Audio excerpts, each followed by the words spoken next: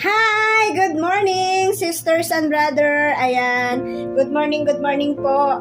Happy Sunday. Time for daily devotion na po tayo mga kapatid. So, ang aking daily devotion for today, makikita po sa Matthew 7:13 verse 14. So, ito po mga kapatid ay saan mas maraming mapupunta, langit o imperno? Amen?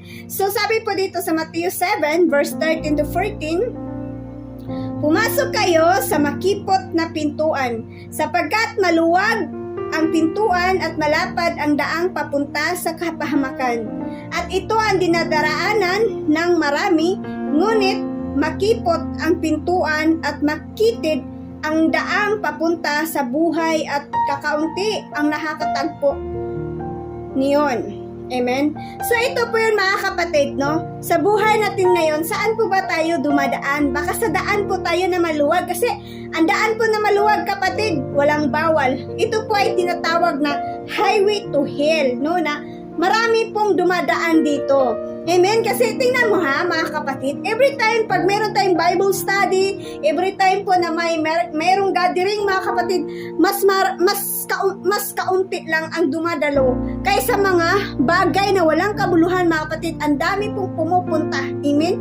Sa mga makabundong kahalayan, sa mga makamundong gawain mga kapatid, mas masaya sila doon kasi nga ito kasing pinto na makipot mga kapatid, madaming bawal eh. Bawal mag-Bible study, bawal makilapit, bawal makipag-boyfriend ng marami, etc. Madami po mga kapatid. So sa buhay natin mga kapatid, tayo po mga Christian, saan po ba tayo dumadaan? Yan po yung tanong. Sa buhay mo ngayon, saan ka dumadaan? Sa pintuan na makitid, na makipot, o sa pintuan na malapad? Pero pagdating sa kaduluduluhan, ay kapahamakan naman ang kahinatnan. Amen po ba?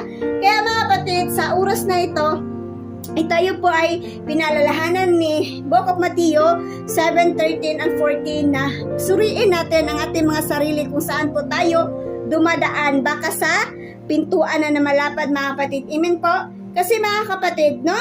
Sabi dito na makipot ang pintuan at makitid ang daang papunta sa buhay at kakaunti ang nakakatagpo niyon. So kunti ra gyud mga kapatid, no? Kung sa Bisaya pa, gamay ra gyud, jutay ra gyud in town ang nangita sa buhing amahan. Jutay ra gyud nangita sa dalan paingon sa langit. Amen. So mas marami ang mapupunta sa dagat-dagatan ng apoy. Amen? Kasi doon sila masaya sila sa mga kahalayan na ginagawa. Amen po ba?